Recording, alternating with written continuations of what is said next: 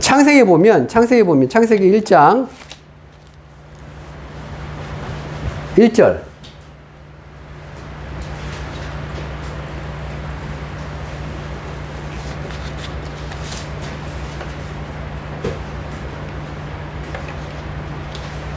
창세기 1장 1절. 뭐라고 합니까? 태초에 하나님이 천지를 창조했다고 그랬죠. 그러면 이제 하나님께서 어떻게 천지를 창조하셨는지, 이게 창조에 대해서 이제 얘기할 게 있는데, 하나님께서 세상을 창조하실 때 어떻게 창조하셨냐, 어떻게 창조하셨을까요? 말씀을 했겠죠, 당연히. 성경에 말씀을 했다고 하니까. 3절, 하나님이 이르시되 빛이 있으라 하시니 빛이 있었다라고 되어 있어요. 이르시다가 뭐예요? 말했다라는 거예요. 하나님께서 말했대요. 뭐라고요? 빛이 있으라 했더니 빛이 있었대요. 근데 이제 우리가 이제 조심할 게 뭐냐면, 창세기 1장 1절은 뭐가 아니냐면 제목이 아닙니다. 다들 우리 창세기 1장 1절 제목으로 알고 있더라고요. 이게 제목이 아니에요. 처음 성경을 시작할 때, 하나님께서 세상을 창조했습니다. 그래서 이제 창세기가 뭐냐면, 원래 창세기 히브리 베레시트거든요. 왜 창세기 있습니까? 창세기요. 세상을 열었다, 이거. 창조했다. 그래서 창세기거든요. 그래서 어떻게 보면, 이거 갖다 이제 어떻게 보면 1절을 어떻게 보면, 이걸 제목처럼 생각한단 말이에요. 근데 제목이 아닙니다. 제목이 아니에요. 왜 아니냐면, 2절, 뭐가 나오냐면, 땅이 혼돈하고 공허하며 흑암이 깊음 위에 있고 하나님의 영은 수면 위에 운행한다라고 나와요. 그럼 여기 뭐가 등장하냐면 땅이 등장합니다. 그쵸? 땅이 등장해요. 그 다음에 흑암. 흑암은 뭐겠습니까? 어두운 거예요, 그냥. 왜 어둡습니까? 왜 어두워요? 빛이 없으니까 어두운 거예요, 당연히. 그 다음에 여기 기품이라는 게 있어요. 기품이요. 참 어려운 단어긴 한데, 기품. 태홈이라는 거거든요. 기품이 뭘까요? 뭐가 깊겠죠? 깊으니까 뭐 깊잖아요. 그럼 얘가 뭐냐? 성경에 이제 태움을 이 단어가 뭐냐면, 원래 이제 설명드리면, 이게 깊은 물을 뜻하기도 해요. 이 단어가 참 재밌어요. 이게 어비스라고 번역되기도 하거든요. 어비스가 되면 이게 뭐가 되냐면, 무적행이 돼버립니다. 무적행이 돼버려요. 그러니까 깊음이라는 게 무적행이 돼요. 깊음이라는 게 때는 뭐예요? 강도 됩니다. 깊음이 또 뭐냐면, 깊은 구덩이도 돼요. 그러니까 그래서 깊음이라고, 깊다라고 얘기한단 말이에요. 근데 여기서는 창세기 1장에서 이 깊은 뭐냐면, 깊은 물이 돼야 됩니다. 왜냐하면, 나중에 뭐 돼요? 물에서 뭐야? 갈라져 나오죠. 뭐가요? 육지가 갈라져 나오거든요. 갈라져 나와요. 그러니까 처음엔 지구가 어떻게, 그러니까 창조과학회에서 얘기하는 처음 하나님께서 이제 아직 정리를 안 하실 때 지구의 모습이 뭐냐면, 지구라는 단단한 돌덩이가 있고, 원에, 구.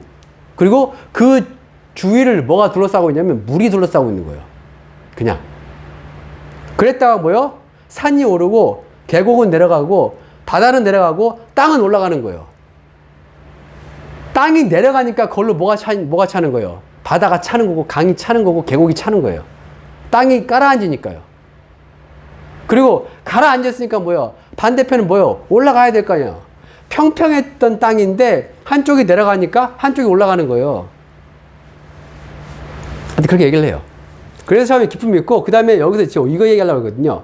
하나님의 영은 뭐라고요? 수면, 물 위에, 물면이죠. 수면 위에 운행하신대요. 하나님께서 세상을 창조하실 때, 우리는 어떻게 생각하냐면, 야, 빛이 있으라! 하니까 빛이 있었다고 하잖아요. 요한복음 입장에서는 그 말씀 있대요. 말씀되는 하나님이 있대요. 예수를 가리켜서 뭐냐면, 말씀이 육신이 되어 우리 가운데 거하시며라는 표현이 있어요. 요한복음에요. 말씀, 그러니까 하나님이 말씀이래요. 좀 이해가 안 되지만 말씀이 있었어요. 이 말씀이 하나님과 함께 계셨고, 이 말씀이 하나님이시다라고 얘기하는 게 요한복음 1장 1절이에요.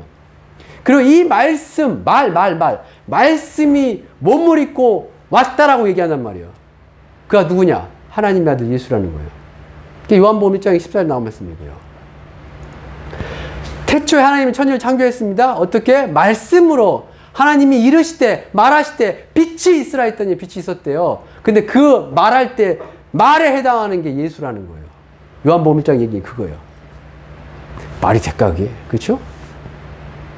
그래서 어떻게 보면, 하나님이 한 분이시다라는 것을 얘기해 줄 수 있는 거거든요. 그게요. 나와 아버지는 하나다. 저희 이제 그 개신교에서, 특히 장로교에서 삼위일체론이 정말 중요해요. 이단이냐 아니냐, 이 교단이, 이 교회가 이단이냐 아니냐를 따질 때 정말 가장 근본적으로 중요하게 생각하는 게 뭐냐면 삼위일체론입니다. 삼위일체론이 뭐예요? 하나님이 셋인데 셋이 하나라는 거예요. 근데 엄밀히 따지면 그것도 웃긴 거거든요. 근데 이거 빡빡 우겨요. 어쩔 수가 없어요. 왜? 예수님이 그랬거든요. 나와 아버지는 하나다. 뭐 이런 얘기 하셨어요.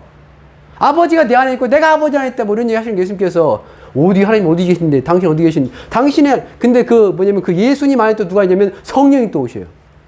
그러니까 예수님이 세례받을 때 그러거든요. 하늘에서 막 음성이 나고 예수님이 세례받고 물성이 받고 하늘로부터 비둘기같이 성령이 막 예수님한테 임해요. 성부와 성자와 성령이 동일하게 등장하거든요. 근데 예수님이 하신 말씀이 있어요. 나와 아버지는 하나다. 아버지가 내 안에 있다. 뭐 이런 얘기 하세요. 그래서 삼위일체론이 나온 거예요. 성경에 보면 분명히 우리 기독교는 우리 유일신이긴 한데 다른 종교에서 보면 우리 기독교는 무슨 종교예요? 삼신교예요. 다른 종교에서 우리는 빡빡 우겨요. 아니다. 하나다. 유일하신 하나님 한 분이시다. 빡빡 우겨요. 아버지, 근데 웃긴 거지. 아버지 하나님 있고 아들 하나님 있고 성령 하나님 있잖아요. 어떻게 하나요, 그게? 그럼 진흙이 붙듯이 막 붙었다가 떠왔다 그런 거예요? 이거 이단이에요. 갑자기 무슨 하나님이 아빠 됐다가 아들 됐다가 무슨 성령이 변신해요? 이거 이단이에요, 이거요. 양태론이라고. 이단이고. 아버지는 아버지입니다. 아들은 아들이고 성령은 성령이에요. 근데 하나인 거예요. 우리는 그걸 이해 못 해요. 언제 이해하냐면 천국 가면 이해한대요. 그날에 가면 왜 예수님이 이렇게 말씀하신 이해가 된대요. 어쨌든 자, 하나님께서 세상을 창조하시죠. 어떻게 창조해요? 말로 있어라 했더니 짠 생겼어. 근데 요한복음 뭐래요? 그 말이 예수다. 아들 하나님이다 얘기하잖아요. 그리고 또 등장하잖아요. 뭐요? 하나님의 영은 수면 위에 운행하신다고요. 빛이 있으라 했더니 빛을 누가 만들어요? 실질적으로 누가 만들었을 것 같습니까? 자, 여기 이제는 6절 하나님이 이르실 때 물 가운데 궁창이 있어 물과 물로 나뉘라 하시고 뭐 구름 하늘 만드시고 땅 만들고 하늘 위에 궁창 위에 물과 궁창 아래의 물로 나누시고 그다음 뭐요? 9절 하나님이 이르실 때 천하의 물이 한 곳으로 모이고 묻히 드러나 하시니 그대로 되니라. 이거 그러니까 적읍시다. 물이 한 곳으로 모이려면 흔히 태평양이 됐든 무슨 대서양이 됐든 물이 한 곳으로 모이려면 어떻게 해야 돼요? 어떻게 안 보여? 깊어지면 돼요, 그냥. 중력이 따라서. 그러면 계곡은 바다는 내려가고 산은 올라가고 뭐 어떻게 그요? 누가 있냐? 이스라 했다 있잖아요. 근데 실질적으로 어떻게 그걸 누가 이루시냐 이거예요. 그때 일하셨던 분이 하나님의 영이에요. 성령이에요. 그래서 시편 8편 3절 주의 손가락으로 만드신 주의 하늘과 라는 말씀이 있어요.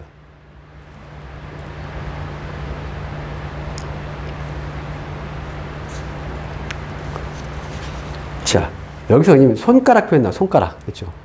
주의 손가락으로 만드신 주의 하늘과 주께서 베풀어 주신 달과 별들 이겠단 말이에요. 손가락. 그렇죠? 손가락.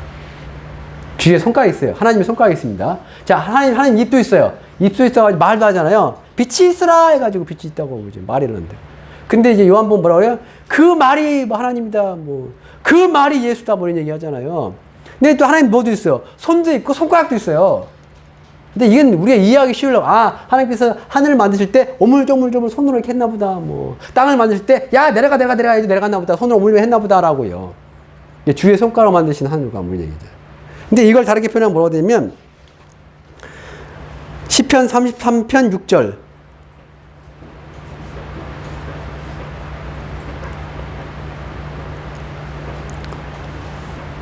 자, 여호와의 말씀으로 하늘이 지음이 되었으며 그 만상을 그의 입기운으로 지었답니다.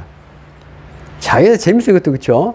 하나님께서 세상을 만들 때 우주를 만드시고 지구를 창조할 때 뭐요? 말씀으로. 또 말씀. 맞잖아요, 말씀. 그 다음에 뭐냐면, 그 만상을, 모든 것을, 만상이면 이게 이제 짜바기 때문에 이제 또 별들이라고 번역도 할 수 있는 건데, 그의 입기운으로 또 이뤘대요. 이렇게 말로 했으니까, 말을 했으니까 입에서 뭐가 나와요? 바람이 나가나 보죠. 근데 그 바람이라는 단어가 있어요. 바람이라는 단어가 뭐냐면, 루아흐라는 단어예요. 루아흐요.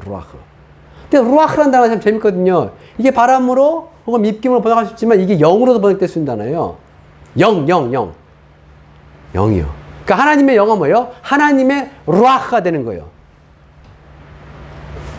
자, 이제 여기 자 누가복음 11장 20절 말씀 보면 이게 성령 얘기하려고 계속 이렇게 하는 거예요.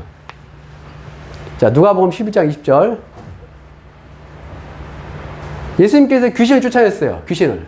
그랬더니 이제 바리새인이 와가지고 예수가 귀신 쫓아내는 거 누가 저거 귀신의 왕 바알세불 힘입어 쫓아내는 거다. 막 그렇게 비난하고 어떻게 보면 그걸 이제 저거 했단 말이에요. 노렸단 말이에요. 깎아내렸어요. 예수가 귀신을 쫓아내는 것, 하나님의 아들이 귀신을 쫓아내는 것 누가요? 마귀 귀신의 왕을 빙자해가지고 하는 거라고 했어요. 그때 그거에 대해서 예수님이 뭐라고 대답하세요? 20절. 그러나 내가 만일 뭐를 힘입었어요? 하나님의 손을, 원어는 손가락입니다. 내가 하나님의 손가락을 이용해서 귀신 쫓아내는 거면 하나님의 나라가 이미 너에게 임했다라고 얘기해요. 나 귀신 쫓아낸다. 예수님께 내가 귀신을 쫓아낸다. 내가 하나님의 아들 예수이기 때문에 귀신을 쫓아낸다라고 말씀하지 않고, 나도, 하나님의 손가락을 이용해서 쫓아내는 거야. 하나님의 손을 이용해서 쫓아내는 거야. 얘기하신 거란 말이에요. 이거에 대한 병역 구절을 보겠습니다. 마태복음 12장 28절이에요. 하나님의 손가락, 하나님의 손을, 자, 뭐라고 합니까? 그러나 내가 뭘 힘입어서 귀신을 쫓아내면? 그렇죠. 성령이라고 되어 있잖아요. 그러니까 주의 손가락으로 별들을 만드시고 다 하시고 하나님의 영은 수면 위에 운행하시고 있잖아요. 하나님께서 태초에 하나님이 천지를 창조하신단 말이에요.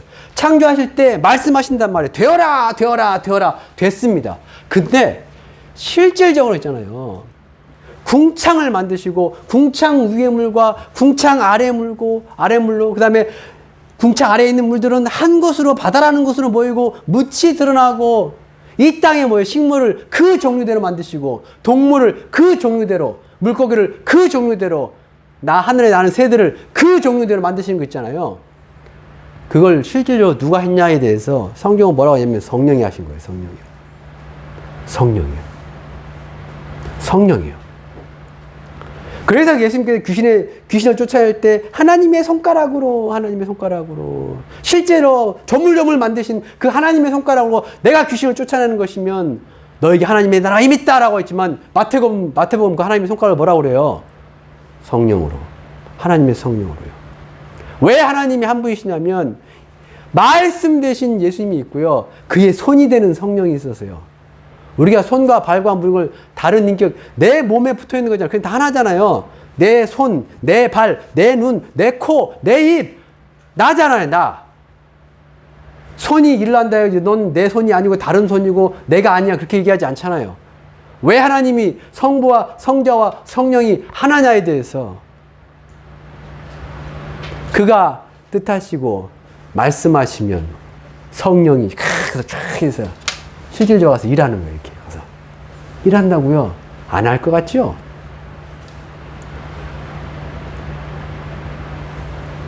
다시 우리 원래 읽었던 말씀 로마서 18장을 마무리해야 되니까 로마서 8장 11절 말씀 보면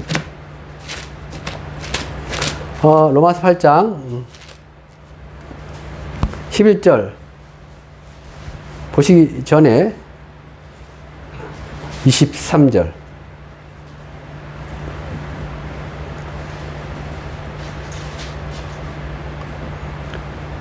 그뿐 아니라 또한 우리 곧 성령의 처음 익은 열매를 받은 우리까지도 속으로 탄식하여 양자될 것 곧 우리 몸의 속량을 기다린다 라고 합니다.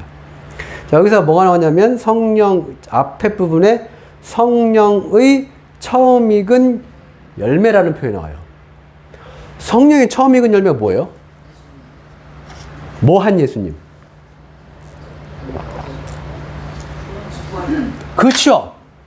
부활하신 예수를 얘기하는 거 이거요. 부활의 첫 번째 열매가 누구예요? 예수잖아요. 제일 먼저 부활하신 분이 누구예요? 예수죠. 자, 고린도서 15장 말씀 보면 언제 예수님이 오신대요? 예수님이 다시 오신다고 하잖아요. 지난주 말씀 그거 있잖아요. 하나님의 인 얘기하면서 하나님의 인 받아야 된다. 하나님의 인이 뭐냐? 하면서 어쨌든 하나님의 인 받은 사람들은 어떤 사람들이에요? 어린 양이 어디로 가든지 따라가는 자들이라고 되어 있잖아요. 그게요. 14만 4천 명, 그거 제가 14만 4천 얘기했잖아요. 14만 4천이 어떤 사람들이냐? 거기서 계시록 거기서 나오는 8장의 실제인 14만 4천 뭐 하는 사람들이에요? 뭐 하는 사람들이에요? 14만. 그러면 14만 4천. 하나님의 어디다 임받은 사람? 이마에다가 인을 받은 사람. 그 내용이 뭐냐? 예수, 하나님, 그 아버지 이름과 어린 양 이름 저기 적혔대잖아요. 이마에다가. 그들이 어떤 사람들인데요? 그들이 사람 가운데서 제일 먼저 뭐예요? 속량을 받는다니까요. 제일 먼저 첫 열매가 되는 거예요. 사람들 가운데서 제일 먼저 부활한 자들이 그들이에요. 고린도 15장 있잖아요. 부활이 있다고. 총 3번의 부활이 있다고요. 첫 번째 예수의 부활, 첫 열매, 부활의 첫 열매. 두 번째는 뭐요? 그가 나타나실 때, 등장할 때 그에게 속한 자들이요. 의인의 부활. 그리고 뭐요? 마지막 악인의 부활이요. 악인도 부활해요. 그러면 모든 부활의 첫 번째 열매가 누구라고요? 예수요. 근데 그 예수를 가리켜서 뭐라고 그래요? 여기서는요. 23절. 그뿐 아니라 또한 우리 곧 성령의 처음 익은 열매라고 했잖아요. 자, 성령의 처음 익은 열매. 그럼 예수가 어떻게 보면 모든 부활의 첫 번째 부활이라고 하면, 처음 익은 열매라면 예수를 부활시킨 게 누구라는 얘기군요. 성령이라는 얘기 아니고요. 하나님께서 부활시키지만, 아버지 하나님께서 부활시키기 맞지만 실질적으로 내려와가지고 죽어있는 그 죽은 예수의 시체를 일으킨 게 누구라는 거예요? 성령이라는 얘기예요. 성령이라는 얘기예요. 하나님의 영이 수면 위에 무너요. 태초에 하나님 천지를 창조하시고 이것저것 다 하실 때 실질적으로 내려가지고 하나님의 손이 돼가지고 하나님의 손가락이 돼가지고 실질적으로 어물경을 만들고 계신 분이 누구예요? 성령이라고요. 성령이시라고. 그래서 예수의 첫 번째 부활도 누가 시킨 거예요? 성령이 시킨 거예요. 하신 거예요. 그리고 그 성령의 처음 익은 열매를 받은 우리까지도 속으로 탄식하여 양자될 것, 뭘 기다린대요? 뭘 기다린대요? 뭘 기다려요? 몸의 속량을 기다린다고요. 우리가 예수 믿으면 우리 영혼은 속량 받은 거예요. 속량 곧 죄사함 받은 겁니다. 우리 예수 믿잖아요. 교회 다니는 세례 받잖아요. 그럼 뭐 받은 거예요? 구원 받은 거예요. 뭐가 구원 받은 거예요? 우리 영혼이 구원 받은 거예요. 육체는 아직 구원 받은 게 아니에요. 왜 육체는 구원 받은 게 아니에요? 예수 믿었어. 죽었어. 그럼 어떻게 돼요? 우리 몸 어떻게 돼요? 우리 몸 어떻게 돼요? 썩어버리죠. 뭐 어떻게 해요? 묻어버리잖아요. 안 그래요? 태워버리든 뭘 하든지 여러분 죽잖아요. 안타깝지만 다 죽습니다. 사람들이 정말 저 말씀드려요. 정말 이게 너무 신기해요. 분명히 죽는데 왜 죽음을 생각 안 하고 사는지 난 너무 신기해요. 저는요. 그게 너무 신기해요. 진짜로요. 목회자 입장에는 목회자 예를 들면 이제 저 이번에 또 이제 김순자 할머님 이제 또 이제 가가지고 이제 뭐 이제 위로 말씀들하고 뭐 건강해지고 어쩌고 하지만 결국 저 그 얘기 하거든요. 어차피 인간은 뭐요? 간다고요. 가시니까 뭐예요? 여기 계실 때 뭐라고요? 준비하시라고. 뭘 준비해요? 죽음을. 그러니까 당연히 죽으라 그 얘기 아니. 당연히 가서 이제 많이 나으셨으니까 이제 이러셔가지고 그분도 그렇게 하시더라고요. 아, 이제 좋아지니까 교회 가야지요. 어떻게 해요? 뭐 엘리베이터 없어가지고. 없어, 이게 엘리베이터 하나 또 못 와가지고 어떻게 했지? 그래도 뭐 걸어가지고 오신다고 막. 그러니까요. 해보니까. 근데 그게 어디요? 그럼 건강해지셔가지고, 더 이상 아프지 마시고. 그게 말이 돼요, 그게? 나이를 먹는데 어떻게 안 아파요? 생각을 해봐요. 이 젊은이 모르잖아요, 젊어서.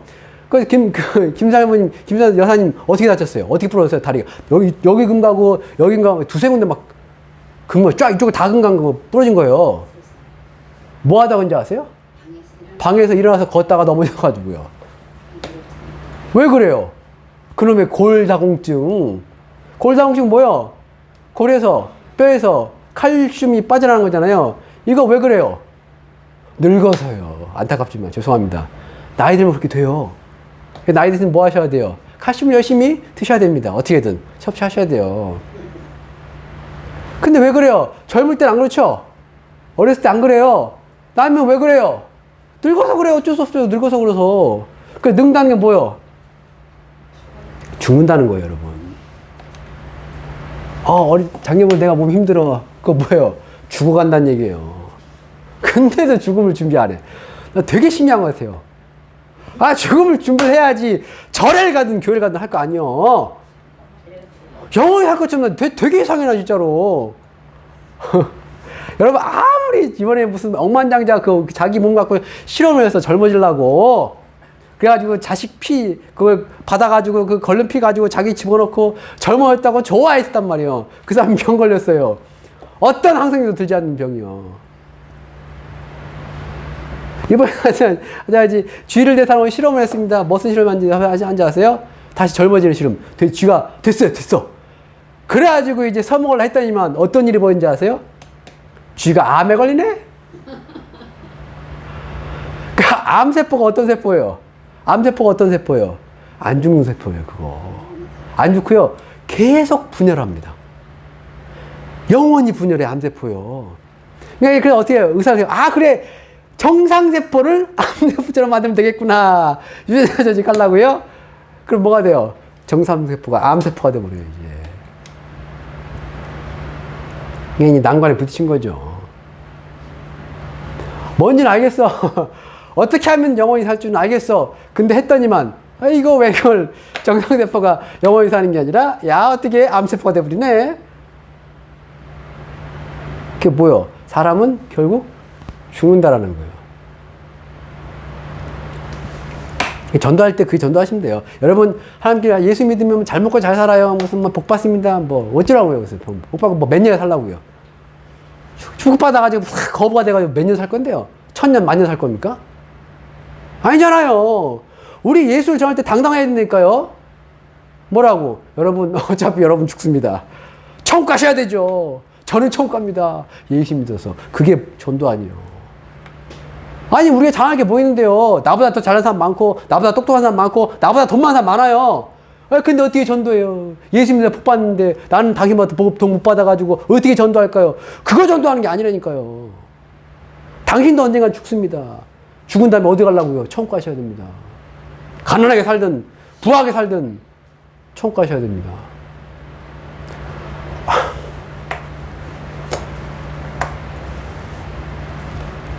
빨리 마무리해야죠. 자, 성령의 처음, 8장 23절. 성령의 처음 익은 열매, 예수를 받은 우리까지도 속으로 탄식해서 양자될 것. 그것 뭘 기다린다요? 몸의 속량이요. 몸의 속량. 우리 몸도 구원받아요. 몸도 구원받는다고요. 그걸 우리 뭐라고 그래요? 부활이라고 그래요. 부활이라고 그래요. 몸이 구원받는 거예요. 부활, 다시 살아나는, 어떻게 살아나는 거예요? 어떤 몸으로 바뀌는 거예요? 예수가 부활했던 몸으로 바뀌는 게 부활이에요. 근데 예수를 부활시켰던 그 성령이 어떻게 하시겠다는 거예요? 그게 처음 읽었던 말씀이에요. 11절. 예수를 잡으세요. 예수를 죽은 자 가운데 살리신 이의 영이 너희 안에 중요해요. 그 예수를 또 안 나왔다.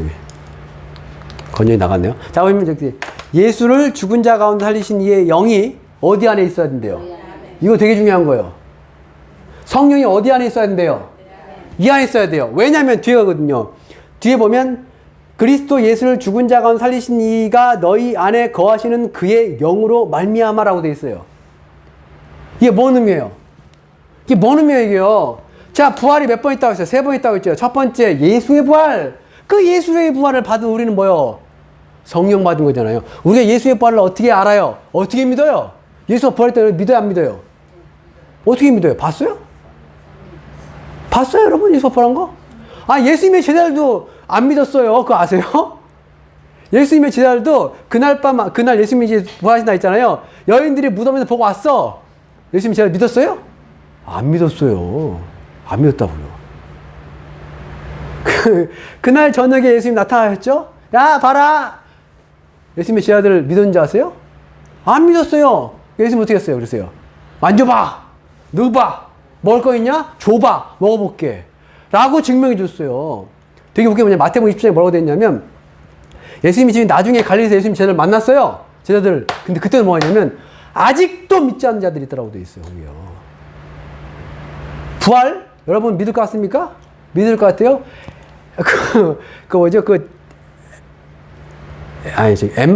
어디로 가는 제자들? 엠마로 가는 제자 있잖아요. 엠마로 가는 제자들이 갔어요. 가다가 두 명의 제가 가다가 예수님 여기 옆에 동생 같이 갔잖아요. 그럼 가면서 막 얘기를 해요. 예수님 제자들하고.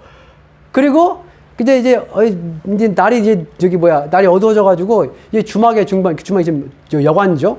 갔는데 이제 그 제자들이 가지 말고 같이 좀 하루 같이 더 묵시다. 들어가서 이제 그때 이제 예수님이 뭐였냐면 자 하늘 향해서 축사하시고 떡을 떼줘.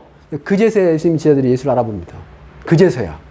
아니 엠마오로 가다가 몇 시간 동안 대화했을 거 아니에요 예수님하고. 못 알아봤다니까요. 왜 못 알아봤을까요? 예수님의 부활의 모습이 좀 달랐을 수도 있겠지만 예수님의 제자들을 안 믿었어요. 그거 안 믿었다고요. 여러분 사람 안 믿으면 그거 아세요? 안 보입니다. 안 보인다니까요. 제가 늘 말씀드리죠. 사람은 사람은 뭐라고 생각했어요? 사람은 본인 대로 보고 들리는 대로 들을 것 같죠? 그죠? 인간은 그렇지 않습니다. 인간은 보고 싶은 걸 보고요. 듣고 싶은 걸 듣습니다. 그래서 이게 되게 재밌게 엄마들이 마찬가지예요. 엄마들 신기한 뭐냐면 되게 시끄러운 데 있어. 근데 갑자기 자기 애가 울잖아요. 기가 막히게 알아요. 그거요. 엄마들은 똑같이 시끄러운데 그걸 알아요. 엄마들은요. 왜요? 그거를 듣고 싶어하고 평상시에 거기다 관심을 갖고 있기 때문에 내 자식에 대해서요. 예수님의 제자들이 왜 부활하신 예수를 보고서 인지를 못했는지 아세요? 안 믿으니까요. 부활 안 믿겨지는 게 정상입니다. 근데 우리 예수의 부활을 믿어요? 진짜 믿어요? 예수의 부활을 믿는다는 게 어떤 의미인지 아세요, 여러분?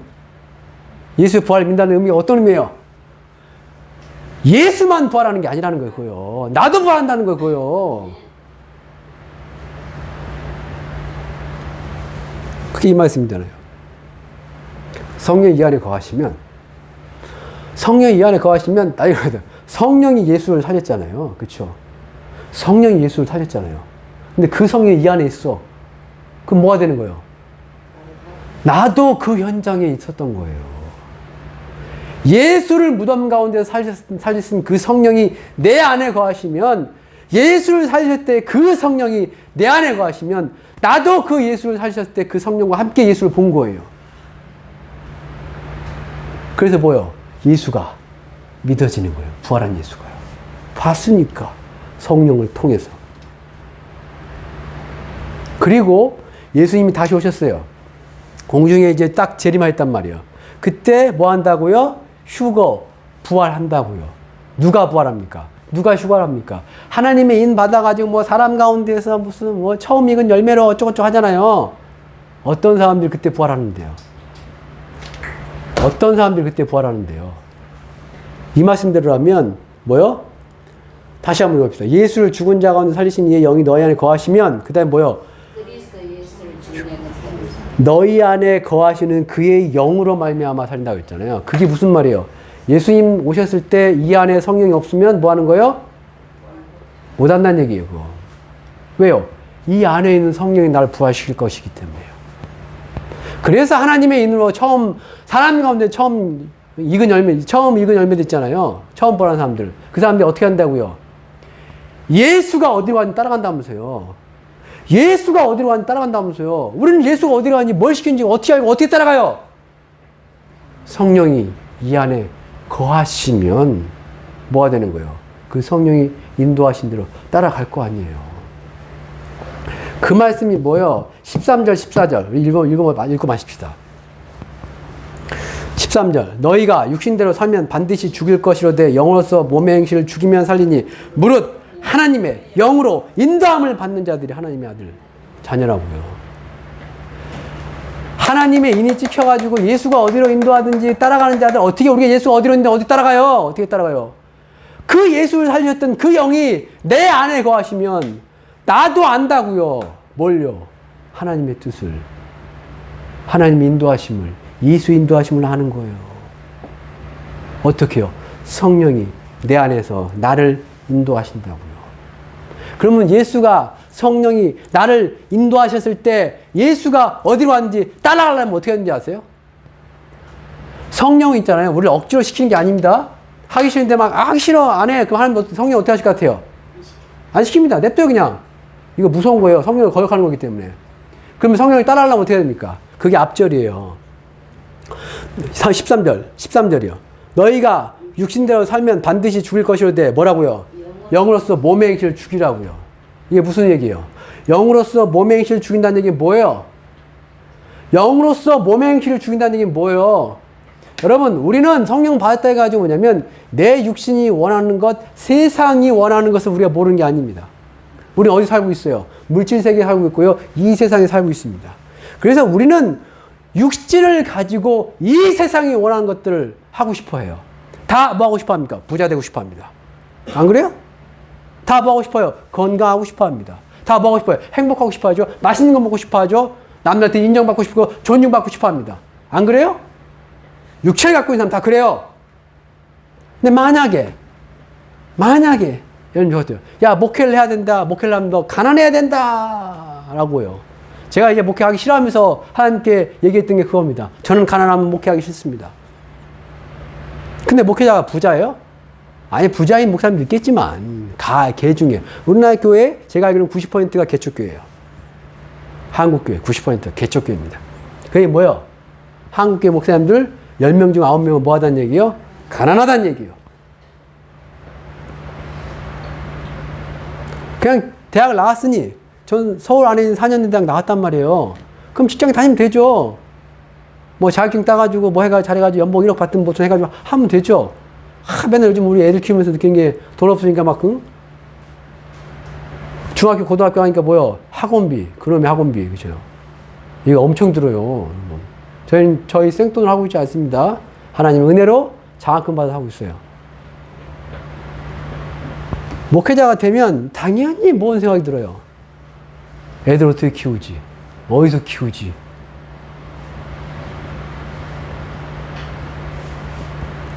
목회를 갈 때 제가 신대원 있을 때 늘 기도했던 게 그거예요. 하나님, 저 가난하면 교회 목회 안 합니다. 이제까지 하나님께서 그렇게까지 가난하게는 하진 않았지만 어쨌든 늘상 뭐요? 가난의 어떤 그 두려움은 항상 있습니다. 그럼에도 불구하고 어떻게 돼요?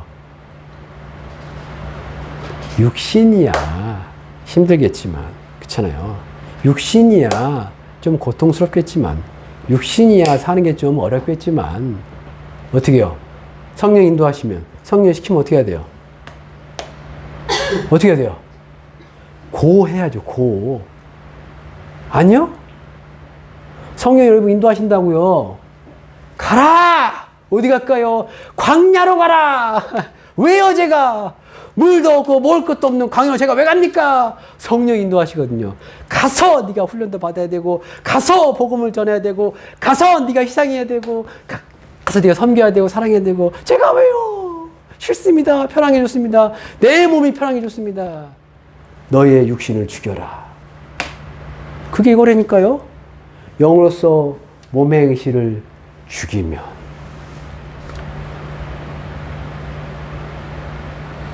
예수께서, 성령께서 여러분에게 뭘 시킬 거란 말이에요. 시키는 게 없는 사람은 뭐한 사람이에요? 성령이 없는 사람입니다. 없는 사람이에요. 그런 사람들 뭐한 사람이에요? 나중에 예수 모실 때 부활 못할 겁니다. 어떤 사람이 예수 모시면 휴가하고 부활하냐면 이 안에 일단은 성령이 있는 사람이에요. 그리고 성령이 어떻게 하는 사람이에요? 인도하는 사람이에요. 그 성령이 뭘 인도 안 하시답니까? 전도해라. 예를 들면 형제가 아프고 힘들다. 신방해라. 돌아보아라. 그런 얘기 안 하세요?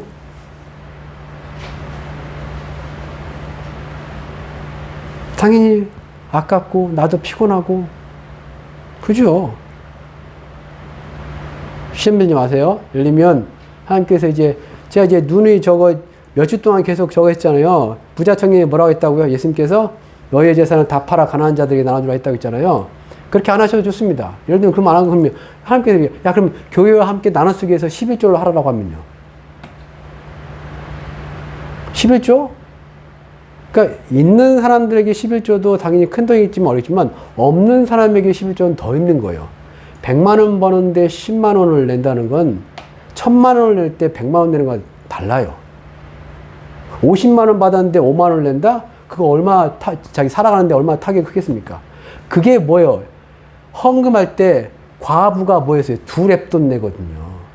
근데 예수님이 뭐라고 하냐면 여기 헌금한 사람이 이 과부가 제일 많이 냈대요. 왜 그런지 아세요? 2랩돈 해봐야 3,000원도 안 돼요. 왜? 자기 생활비 전부를 넣었다고요.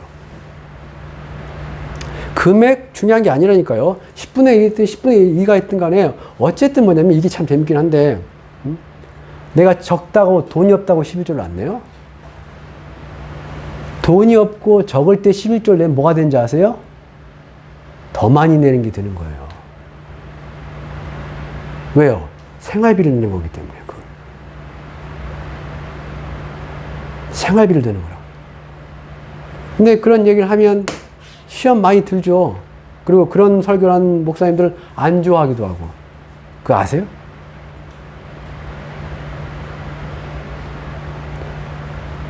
영으로서 몸의 행실을 죽이면 이게 뭐겠습니까?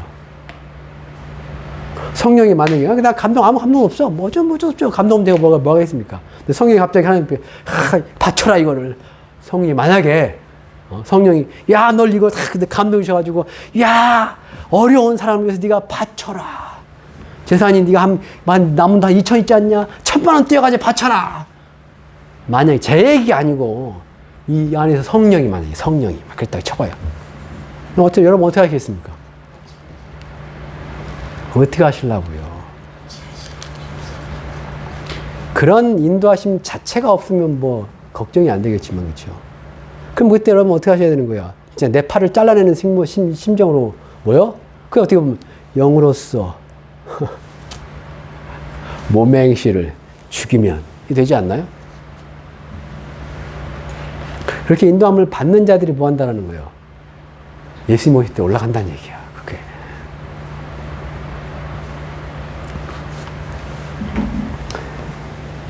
주여. 기도하셔야 하겠습니다.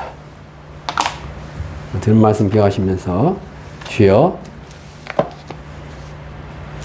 내 안에 예수를 살리셨던 그 영이 내 안에 거하시니 이제는 내가 나의 욕심과 육신을 혹은 세상을 따라 사는 것이 아니라 내 안에 거하시는 성령의 인도함을 따라 살게 하옵소서. 이제까지 내가 성령의 음성을 듣지 못했으면 주여 내게 말씀하시고 내가 성령의 음성을 듣는 그 음성대로 행하는 삶을 살게 하옵소서라고 우리 주여 세 번 외치고 기도하겠습니다. 주여 주여 주여